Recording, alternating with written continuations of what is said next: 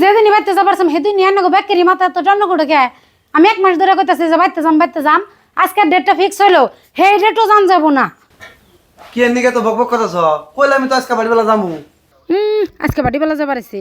আব্বা আগে না করতেছে জান লাগবো না দেহিরে চাই নাকি ভাই জান। আব্বা কি এমন কইছে যে তুমি বাড়িতে যাবা না? তোমার কি যাবার না করছে? শুনো তোমার বাপের ঠান কি কইছে। হবো ঠিক আছে, আমি আব্বার কাছে শুনতাছি। আজকে 2 বছর পরে শ্বশুর বাড়ি যাবো, তা আব্বা না করবো কিনে না করবো আমি শুনতাছি। আব্বা তুমি বলে যে বাবু নানি করতে যাবার নিয়ে না করছো আমারে? তাই কি হয়েছে? কি হয়েছে মানে? তুমি জানো না আমি কতদিন ধরে শ্বশুর বাড়ি যাই না? মোটামুটি আজকে 2-2.5 বছর হয়ে গেল, 2-2.5 বছর পর যাবার চাইছি আর তুমি না করা শেষ। না যে করুম না, আলু খাত রেডি হয়েছে, রসুন খাত রেডি হয়েছে না, সার খাতে সেটাবো শ্বশুর বাড়িতে যাবার নিয়ে তো ভালো উঠেছ।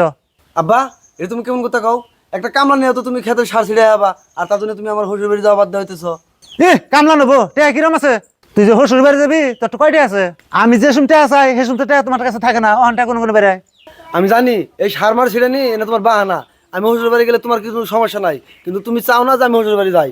কে নিজের যে মেয়ের জামাই এনে 15 দিন করে থাকে, মাছ আনো এক বেলা, মাংস আনো এক বেলা, এগুলো খাওয়া এগুলো তো ভালো লাগে। আর আমি শ্বশুর বাড়ি যাবার গেলে তোমার মাথা নষ্ট হয়ে যায়। আমি জানি তোমার মনে খালি সন্দেহ বুঝায়, তুমি ভাবো যে আমি শ্বশুর বাড়ি যাই খালি টাকা পয়সা দিতে হোম, এটা দিতে হোম, ওটা দিতে হোম, সেদিন তুমি আমার যাবার দেবে না, ওটা আমি জানি না। অথচ নিজের মেয়ের তুমি 2 দিন পরে পরে ফোন করে পাইতা না, সেদিকে তোমার কাছে টাকা কোন থেকে বের হয়? হ্যাঁ, আর আমি শ্বশুর বাড়ি যাবার গেলে তোমার খালি আমার টাকার হিসাব লাগে। বোর বুদ্ধি হইনা আজকে তুই আমার এরকম করতেছ, আর আমার মেয়ের জামাই তো আমার কথা ছাড়া একটাই কথা না। ও বুঝছি, সেদিন তো তোমার মেয়ের জামাই ভিন্ন, তবে তুমি বুদ্ধি দাও সেই কথা ভিন্ন হয়ে গেছে। আর তুমি ভাবতেছো যে আমি শ্বশুর বাড়ি যাই, শ্বশুর বাড়ির বুদ্ধি হয় না যদি ভিন্ন হয়। আমি সব দিশা পাইছি, তোমার মেয়ের জামাই তোমার কথা ছাড়া নড়ে না। আর আমি আমার শ্বশুর যে অসুস্থ দেখবার দামু, তাই তোমার সইতেছে না। হ্যাঁ, তুমি কি মনে করছো সবাই তোমার নাগাল? তুমি যেমনি মেয়ের জামাই আর মেয়ের আলাদা করে দিছ, তারাও কি ওইরকম কুবুদ্ধি দিব? ওইরকম না, আমার হরি শ্বশুরে ওইরকম কুবুদ্ধি দেয় না। এতদিন ধরে যে বিয়ে করছি অন্তরিক কোনো কথা কয় নাই। তোর হরি হসুরে খুব বুদ্ধি দিছে না না দিছে কি ভাই বুঝমু? আজকে যে তাল ধরছ 2 দিন পরে কি মার বাড়ি আসনি? থাক গিয়া বাবারে, আমি খারাপ মানুষ, আমি কিছু কইলে দোষ হয়, তোকে যেটা ভালো হয় সেটা করগা।